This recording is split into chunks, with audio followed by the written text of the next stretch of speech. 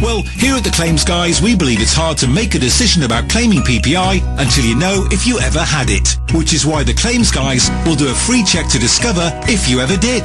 Then you can make a decision to pursue the claim yourself or let us do it for you. Just text the word EXPERT to 60777. That's EXPERT to 60777. The Claims Guys. Sport. Leicester look to move out of the Premier League relegation zone. They take on West Brom at the King Power Stadium. A win will see the Foxes leapfrog Stoke near the foot of the table. Ronald Koeman says... Good afternoon, it's Lee here on the afternoon show with a bit of chat and tunes. We've got the very well-known friend of mine, Kevin Finnegan, and he's international singer now. Is that right, Kev? That's just about, yes, you've got the passport. We're going to have a chat today. What we're going to cover is basically clubland, singers and entertainment in general in the North East. Well, not necessarily just the North East, anywhere that has entertainment on, and what the state of affair is at the minute. Myself and Kev have been doing this for many, many years, all over the country and internationally. So Kev's got a lot of experience. So Kev, morning, or afternoon I should say. Afternoon, Lee. Kev, I just want to start off with a couple of notes that we've been discussing here. Yeah, sure. Clubs in general and singers in general, and how, you know, we both know it is in decline in a lot of ways, but there's been a lot of changes. It is in decline, but the thing is, in 2009 I only came on the scene then, you see, so I came on then with Liberty Star Duo with Sam Naylor, and people said to us then, you're coming in when it's going out. But in 2017 we're still out there and we're still busy. There is still work out there, but I think, yeah, we didn't see the glory days, and that's a certain fact. And I speak to singers who were in the glory days, and you know, they were out 5, 6, 7 nights a week with bands even. Yeah. So now I think a lot of them bands have melted down into duos and solos. And solos, of course, are now finding a lot of work in the pubs as well. They find that the pubs are thinking different, you know, and they're sort of thinking the poster in the window, it just gets that little bit of attention for people walking past. Yeah, I think I must admit, I've always done pubs as well for the lot of years, but you're right in saying there's more and more having, especially solo acts rather than, there's always been a scene for bands. Yeah, sure. But not so much solo acts, but that is more common now. Yeah. Certainly the pub where I live in Berkeley, we've got the pub called the Hanlon, and it was probably unthinkable a few years ago that they would have live music. It just wasn't on, it didn't need it. But now, you know, they're looking and they're packed every other Saturday. They have a solo singer in there, and a lot of friends of mine have sang there and they said you just can't get moved. Yeah. It's absolutely rammed. I mean, there's been, because like you said, back in the sort of 80s and 90s, you know, clubland was thriving. I mean, I remember the days when we were back in, there's clubland we had with the Bad Lads and bands like, you know, Alexander's Palace, Six of the Best. Yeah, you sure, know, great bands. You know, a lot of them are still going now. Yeah. But we've known that there's the news that this week, one of the great clubs in Washington, the Usworth Club, has closed its doors. What a fantastic function room, by the way. Yeah, huge, it big really stage. Is, yeah. Absolutely, it's a pleasure to be on that stage. It's such a shame. Yeah, and let's hope something can change and somebody steps in. But yeah, which is surprising because I mean, only last year the guy was trying to put bands back in there again and try and get it back to what it was. But yeah, he was doing tributes. He was trying everything. Yeah, but such a shame. But that's the way. But sometimes clubs don't help themselves, and I have to be truthful here. And I see clubs that are thriving, and I see clubs that aren't. And sometimes I'll pass a little thing on, and I'll say, look, this club's really busy, and this is what they do, and all you get is no work in here, or I've put enough in. I'm not putting any more in than what I put in time-wise.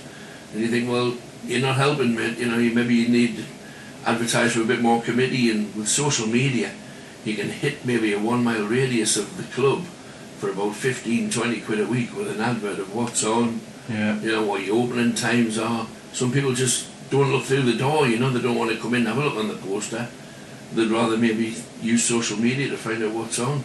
Why do you think that is, guys? Do you think, because, I mean, you know, I'm not belittling anybody that works in the community, I mean, not that yeah, do great jobs. jobs. There's some great ones. But do you think it's a generation thing? How it's like, because I must admit going in there, and it's all the older generation that are still doing it, which is fine. Yeah. But is that just because they're not really moving with the times now?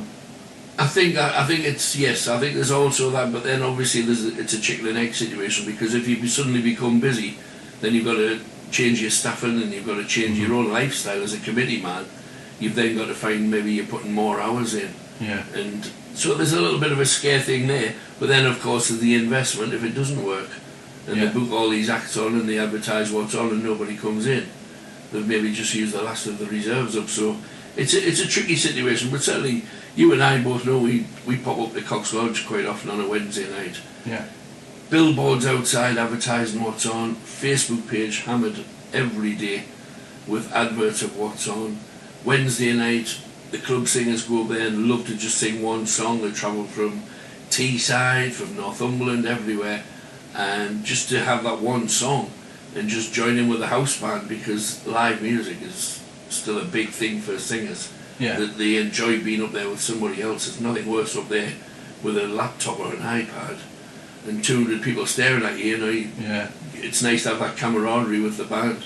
Yeah, I was going to bring that up actually, Cox Lodge, because the way they've got that set up, it's, I mean, like you say, I mean, they have great acts on, which like this thing, again, they've got Eddie the Elvis tribute. Yeah. Sold out, you know, they're selling out shows for all the time.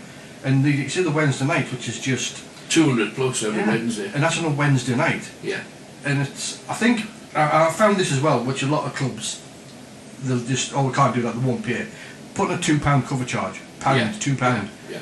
Or they won't pay it. Well, if you're not willing to pay £2, you're not going to get quality acts then, and you're never going to get anything.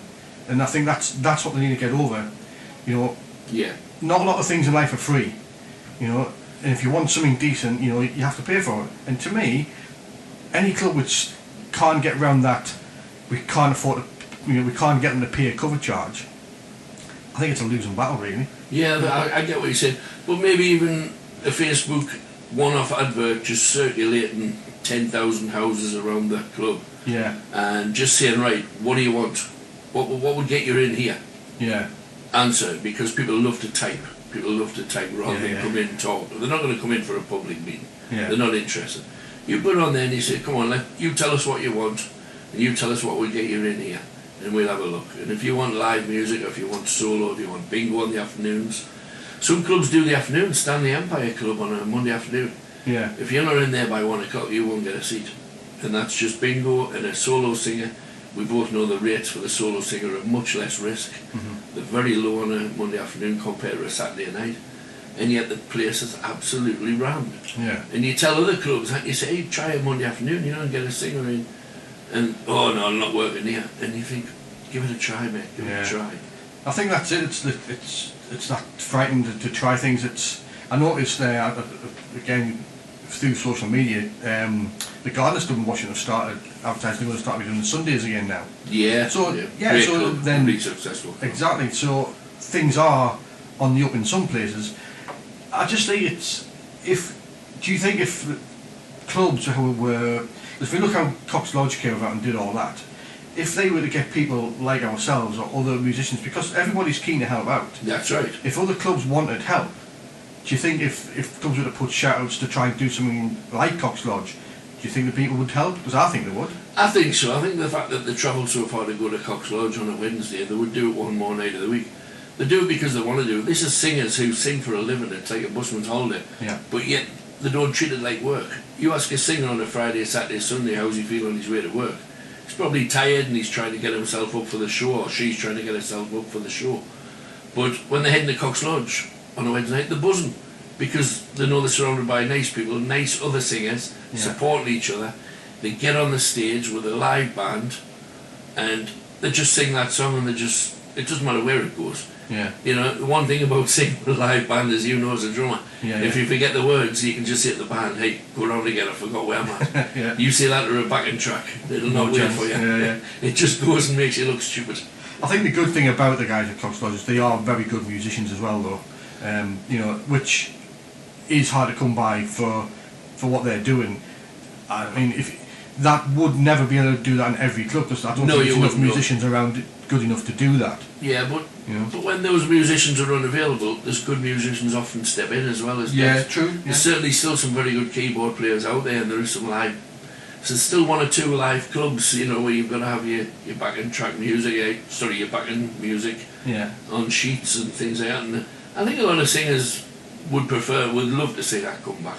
Yeah. I think they would personally. I think they would love to see it, especially now that you can run with click track as well. Yeah. You know, you can mix it right up now. You can have harmonies already in there, and that can help. But there's nothing better than being on the stage with other people. Yeah. It's so much fun. I spent 10 years in the duo, and it was great. And then I've only been solo 2 years, so I'm talking about the heyday, and I shouldn't be because I wasn't even hearing it. Yeah. But I know about it. I was out the front sitting watching bands. You know, I was watching the Alexander's Palace and 747. I was watching people like Dave Black when I was a young lad, and what an inspiration. You know, I mean, Yeah. fantastic.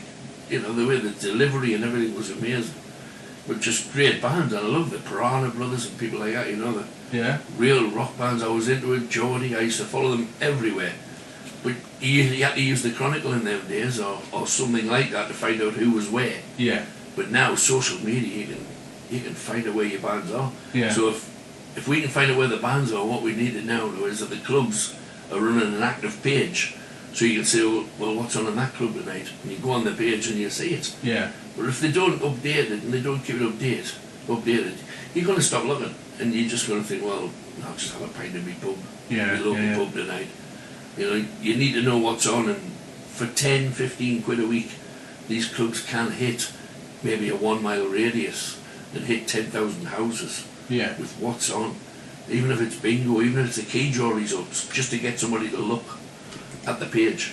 Yeah, you mentioned the key door. I think it's the only thing. I mean, obviously I do the club as well, you know, and Yeah, that's right. nothing bores me more than the bingo. No, But yeah, then- it's one of the deadly sins. Exactly. But then on the other half, Karen, she loves it. She sits and plays it. Yeah. Each to the one, and it's like it's just not for me. No, I'm hiding in the dressing room when the bingo's on. Likewise, mate. I do the same, but that's fine. But do you think? I mean, I found the clubs where you go, and a lot of them only come out for the bingo. They'll tend to talk over the top of the singer sometimes, Yeah. and if you talk over the top of the bingo, it's a different rule. I think we accept that one, we go with that one, but yeah, you see a lot of them reaching for the courts, certainly after the bingo, yeah, which is, it used to dishearten me at first when I first started. In fact, I remember pulling up at a club, I won't say where, and it was only our second gig, I think, with a duo, and I heard these people getting out of a car, and she said, "Don't forget, be here at 9:30. And I looked, I thought, well, you haven't seen us yet. How can you leave at 9:30? We're on till 11. And sure enough, and she went, and my mate said, "You've got to get used to that, pal. Yeah. You've got to get used to it." Yeah, it's unfortunate. Looking back, we touched on before, Kevin's costs and fees and things. Oh, yeah. What we'll do is we'll have a quick break. We'll come back because I think there's a lot of things that people don't know behind the scenes investment, of the this. time, the Yeah. preparation, yeah. So we'll go for that. We're going to have a quick break here. Great. Train and drive-by. You're here with me, Lee Lamb, and I've got Kev Finnegan here. We're talking about clubland and solo and bands and anything entertainment-wise today. So just before the break there, we mentioned costs and fees, Kevin, about what it, well, firstly, is what it costs to start up as a solo artist like yourself. Yeah, so the first thing you work out where you want to go, what type of music you want to do. If you want to go in the pubs with an acoustic guitar, you can go in with maybe less than £1,000 worth of speakers and still get a nice sound. You want to go in the working men's clubs, you've got to prepare for the one where there's going to be 250 people in, and there are still clubs that get that. And when you go in there, you've got to make sure that sound hits the back wall as well as not deafening the front people. So you need good acoustic sound.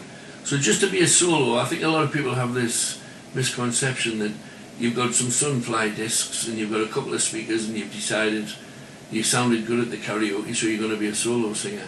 Yeah. But what you actually do is you go out there with about £4,000 minimum of equipment, and it's usually state-of-the-art equipment, and often you maybe need a backup system somewhere as well, just in case, and you know, you get a gremlin in it or anything. Yeah. But your backing tracks, certainly most of the singers I know, edit their own backing tracks, they put harmonies in, they do so much, they make medleys and mega mixes to try and stand out and try and be different.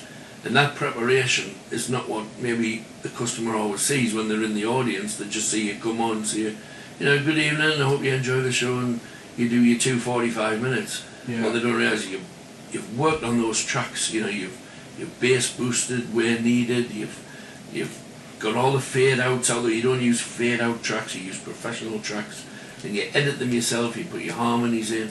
You probably set off at about 5:30 that night to get to the gig.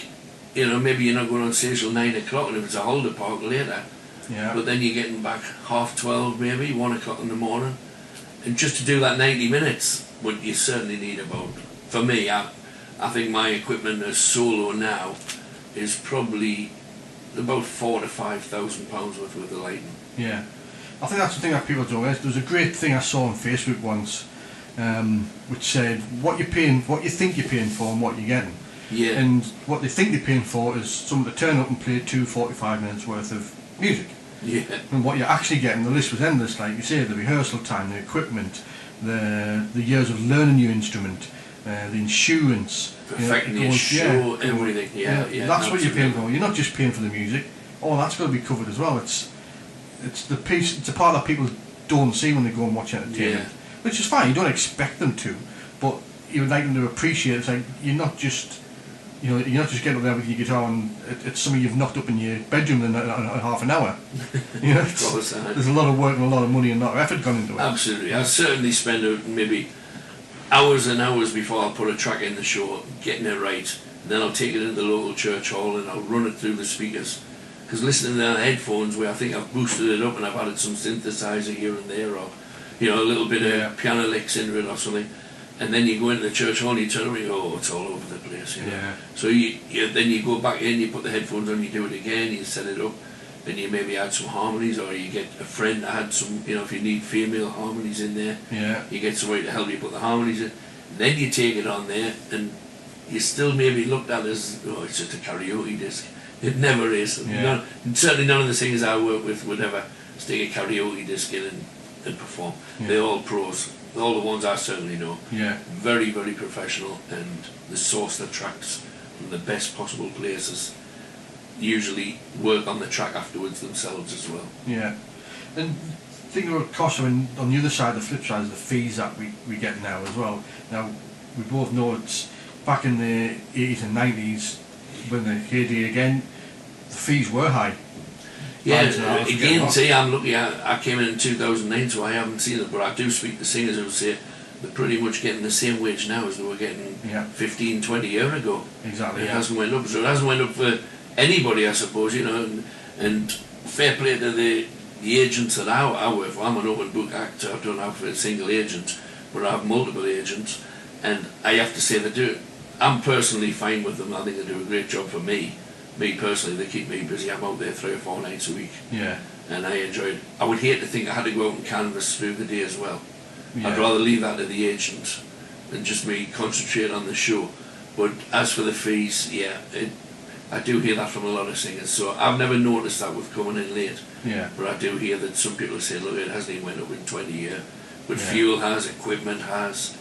And certainly if you do a midweek gig as a solo now, I'm not going to mention the fees on air, but you leave the house at 5:30, say I live in Burley, if I'm going to Middlesbrough I'll leave at 5 o'clock to beat the traffic.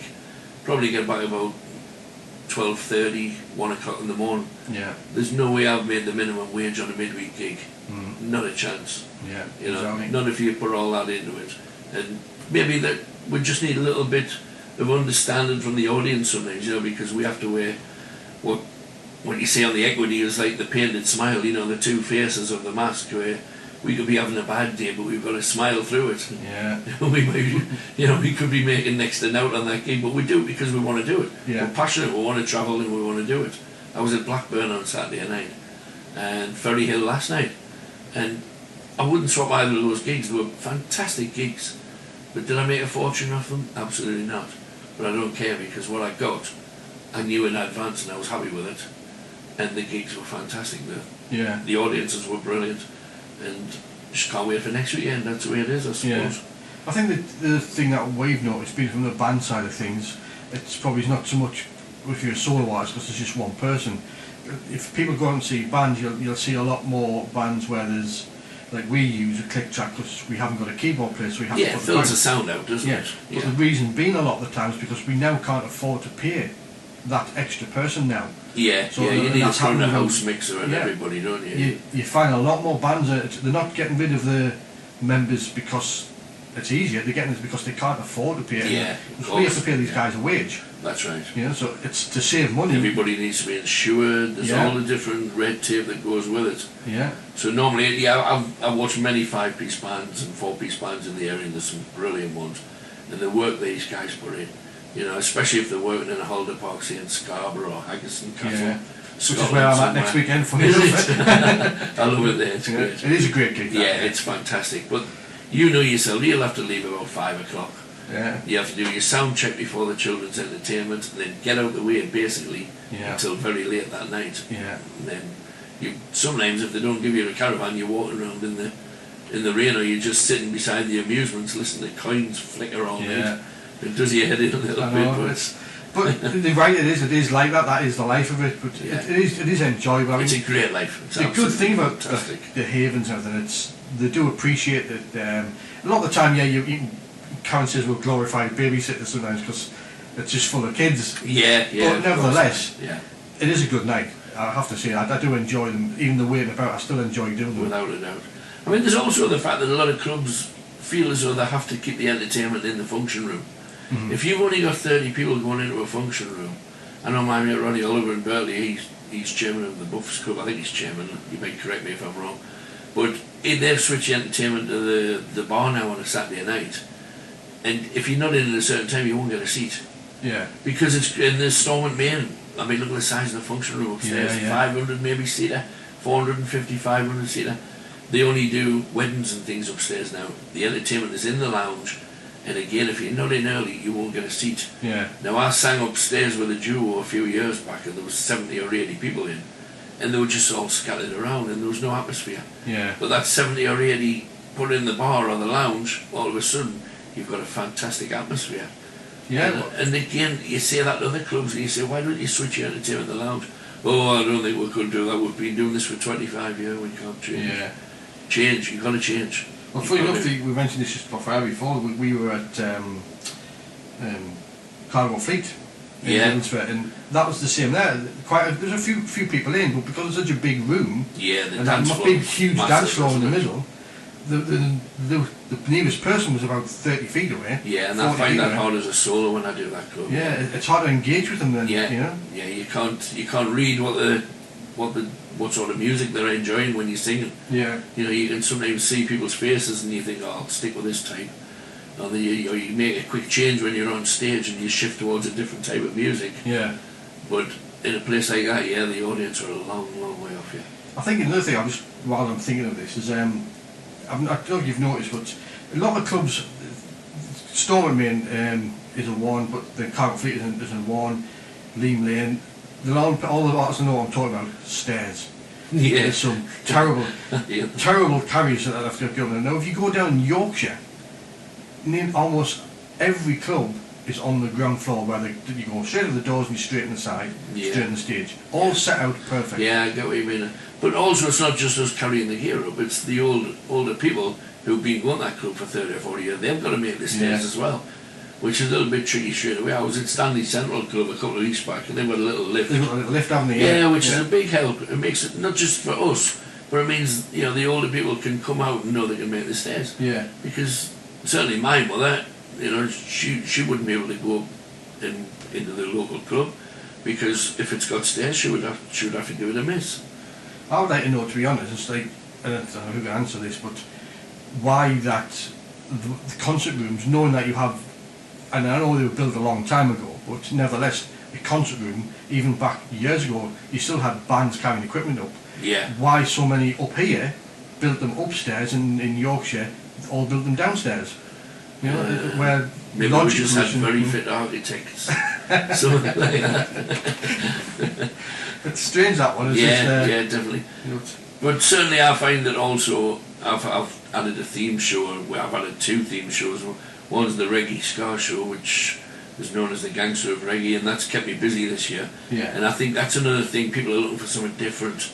And then I've added like a cheesy party show for their summer work and their Christmas festive parties, which is the songs that a lot of singers frown upon. I'm not even going to mention them on here. I think we all know what sort of songs will be in a party show.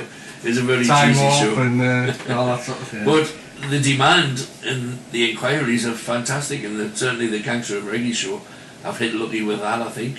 I stumbled on that in Benidorm with Jamaica Road, a fantastic duo out there, and I just thought, well, I do a bit of reggae and I do a bit of ska. I think they've got the right idea, put a show together. Yeah. And that's how, and I think when I go in there, and I was at Parkway about 2 weeks ago in Middlesbrough, and by half time this guy came up and he said, you know, I wasn't even going to come in tonight. I didn't think I would like it. And he said, but I know every song. I didn't realise how influential reggae and ska were. He says, I've loved every song. Yeah. And I said, well, I was going to change it at half time. And the landlady came up and she went to our manageress or whatever, and she says, do not change that. She says, the half of these have come in for it. She says, well, this is the busiest we've been for a long time. Right. I went, oh, right. And I had pensioners doing one step beyond in the second half. And I couldn't get my camera switched on quick enough to try and take a picture of them.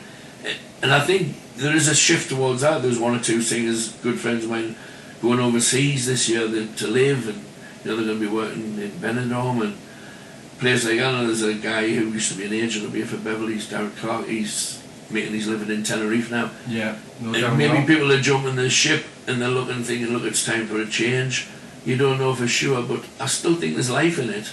Yeah. But people are, I think, acts have got to think on their feet now, and they've got to start giving something different. And I think clubs have got to take a chance. Yeah. Take a chance while you've got a chance. Otherwise, I'll tell you what, the chance will be gone soon. Well, touch on what you're saying there now.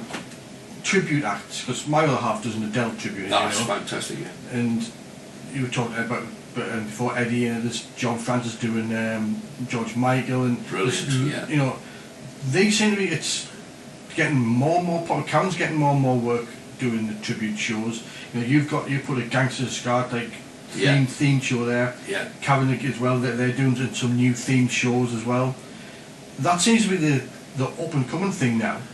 I think being so, yeah. specific, you know, like specific shows now. But again, that's a chance. That's a chance that Karen took, and that's a chance I took. I spent 8 months putting that together, and it might not have worked. Mm-hmm. And that's what I'm saying about clubs, take a chance. Yeah. Because, and I'm saying that the solos and the bands, you know, think outside the box a little bit and up your game.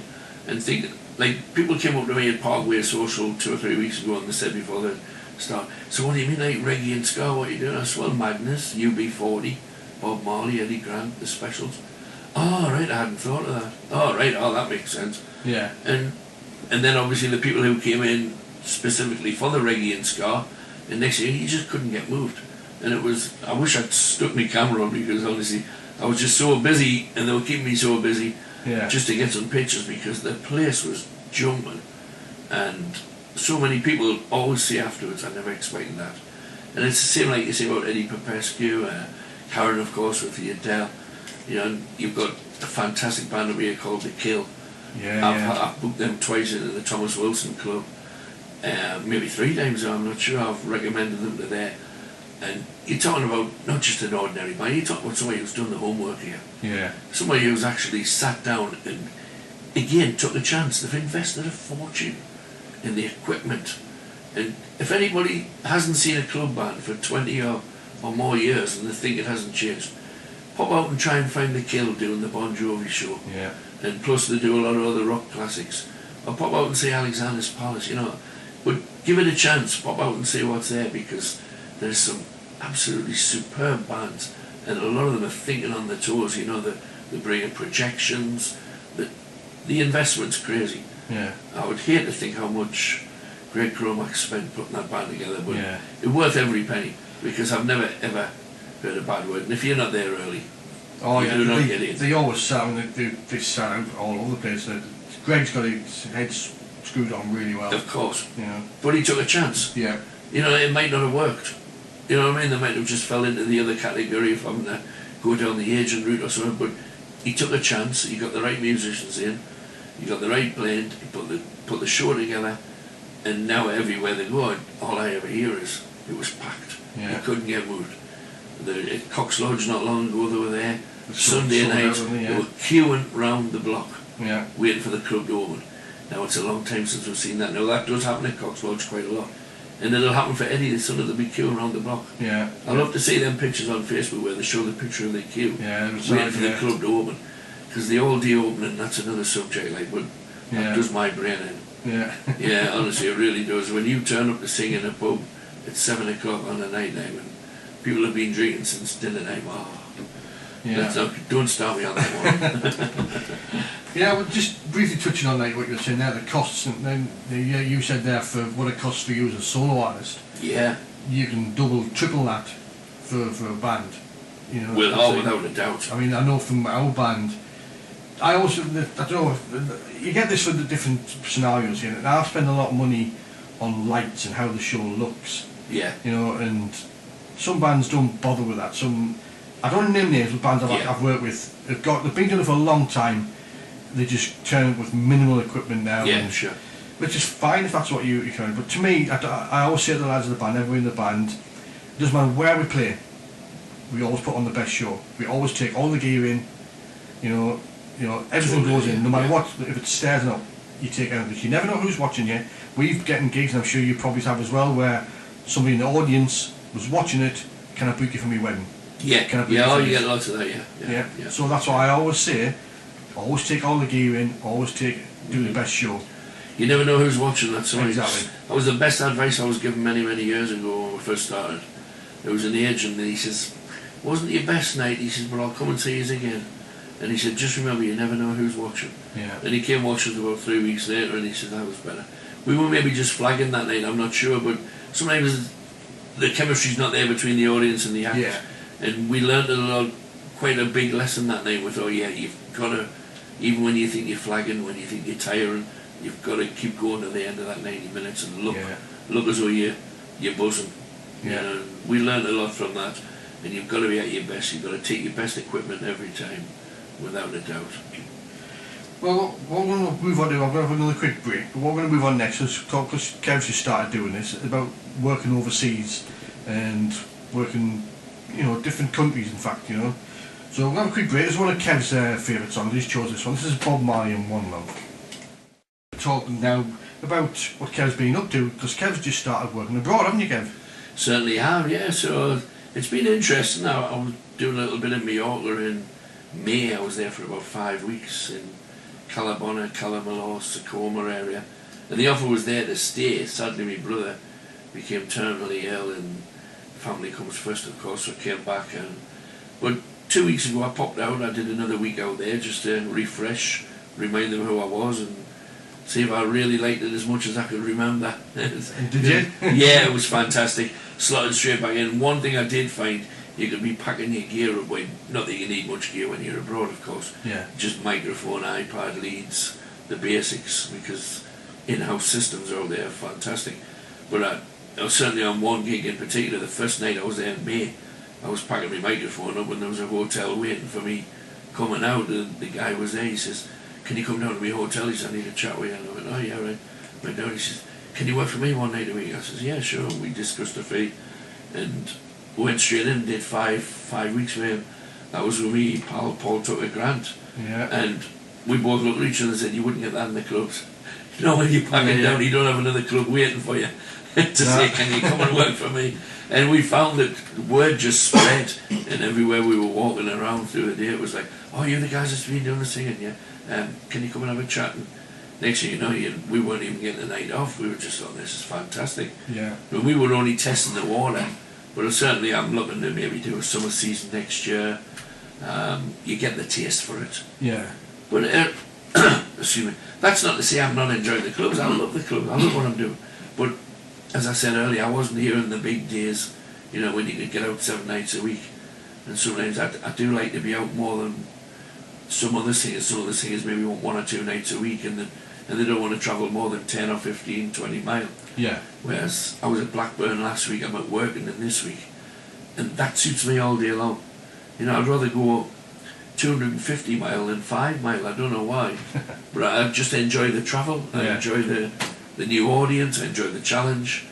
And like you say, when you go into these clubs, when you're travelling down to Yorkshire, they're full. They're busy because they've hired an outside act, so they must be busy. They've brought an act from the northeast. And I think that's great, but the overseas, I've had a taste for it, and it's going to be difficult next summer if I'm not working overseas. Yeah, it's my other half. She lived in Tenerife obviously for 8 years, and she did that over there. Like you say, over there, there's so much more work there. They can do two gigs a night. Plus everybody's in party mode, you know, everybody's wanting to be entertained. Yeah. And they can't wait for you to come on, and it's nice when you home in on your northeast people. And when I was in Calabona 2 weeks ago, it was crazy because I was talking to this guy, and it's his northeast accent, mate, where you from? And it was over the microphone, he says, "Hey Stanley." I says, "I was in Stanley last night at the Central Club." And he started to laugh, he went, "Yeah, right." I said, "Seriously, mate, I was in Stanley last night on the Central Club. I flew in this morning at 6 o'clock. He says, "I was probably on your flight." He says, "I was in the bar in the same club." He said, "I could hear there was a singer upstairs." I said, "Well, that was me." No way. I says, "You didn't come upstairs, did you?" I said, "But you've got to listen to me now because you're here." Yeah. And we were talking at the interval, he went, "That is crazy." Then another guy come up and said, "Well, I'm from Concert, so I know that club." I said, "Well, I'm there this Friday at the barn." He went, "You can't be, you're here." I said, "That's how it works now." Yeah. You commute backwards and forwards. And it's fantastic. I think it's a great life when you can pop out there Monday, Tuesday, Wednesday, Thursday and come back on a Friday. But next year, I know the venues are looking for more commitment. I've spoken to them. Right. And I either do May to October or nothing. I take it that way. And that's the risk. You know, because I've got grandchildren, you have your family and you miss all that, you know what I mean? Yeah. But then the pull of working in the sun for 6 months. Oh, you can't beat it, can you? Yeah. So you've got to try and juggle it, and you maybe get your family out there quite a lot if you can. Yeah. I think that's an important thing, especially the grandkids. So, what shows are you doing now, Kev? So you've got the Gangsters of Scar. Yeah, I've got my regular show, which I do around the clubs, which is 60s, 70s, 80s, which is like Shawaddy Waddy, Roxy Music, Lindisfarne, Dire Straits, you know, that type of stuff, you know, the dance floor stuff, Johnny Cash and things. I do that one, and then obviously I've got the Gangster of Reggae show, which is UB40, Bob Marley, Madness, Specials, all that type of stuff. I think a majority of it's centred around the 80s. Right. And then I've just opened this new show, which is called Mr. Party, which is really geared up for either holiday parks in the UK next year or overseas next year. But I'm already getting interested in the festive. But that's the songs that a lot of people frown upon. You know, that's your Amarillos and your Penny Arcades and things. But sometimes, you know, people just want to be entertained, and it is going down that road. It's going down almost down the DJ Otzi Black Lace road, really. But it's a happy show, so I don't mind. We haven't touched on this yet, but just before we let you go, you've done a bit of acting as well, though, haven't you? Yeah, I've been looking on that one. Yeah, I worked with Chris Beattie recently on a little promo reel for their Purely Belter 18th. Obviously Chris is a well-known actor in the North East, and he was in the original Purely Belter, and I worked with him and Chris Cross. That was good. Yeah. But I'm part of Foxcast, but the work up here, right, there's not a lot gets made. I've had a couple of spots in Vera, I've had a couple of different things. I've got a film on the film festivals at the minute. It was in California 2 weeks ago. We didn't win any awards for it, but it's going around all the global film festivals. It's in the London International one on the 23rd of this month. And that was with a director called Joshua Kerr, which was a great experience. 2 days filming in Newcastle. That was the main part. Yeah. Maybe that's why we didn't win any awards, because that was the main character. I had to actually die in that after about 6 minutes and sit and be dead for the rest of the film. All right. At my desk, and nobody notices. So it's called Notice. So it was awful, really, because I let the grandkids watch it, and then they watched me have a heart attack, and it was like, oh dear. And then they looked at me and went, "But you're better now, Grandad, aren't you?" I says, "Yeah, I'm okay now." So that was. Well, there's nothing getting made in the North East. Like, there's very little getting filmed. You know, when you had Jimmy Nail up here, and my mate Paul Tucker, he was in Spender out here to see a pet crocodile shoes. But now he's like me, you know, he's getting around the clubs looking for work in the pubs to sing. Yeah, but I think the acting work's quiet up here. That was only, was it last year though, they had Transformers filmed in Newcastle. Yeah, and then the Harry Potter's up in Alnwick and everything, so... We need a Jordan soap. I think we've got Jordan Shaw, haven't we? I know Kingside was tried once and it didn't quite work, but I think it's crying out. People love the accent. Wherever I go and work, people always say, "Oh, I love that Geordie accent. I can't understand you, but I love listening to you." And I just think a Geordie show, but it's probably just the right time for it. Probably, yeah, I mean, because back it was like, we called it Bite to Go, wasn't it? Yeah. And our friend I was Neil as well, who was in that, but that could work again. Yeah, something similar. Get them all a little bit older. Yeah. I think Chris Beattie had made a great stand-up. Yeah. Well, Kev, it's been great to speak to you, as always. You know, well, we'll be seeing you on Wednesday, no doubt, again. Yeah, and good luck to all those clubs out there. Yeah, exactly. Take a chance. Yeah, there's it gone. That's what she'd fight. Take a chance. I'll get some apple going on soon. Yeah, why not? Thanks Thank very you, much. Kev. Cheers, See you mate. again, man.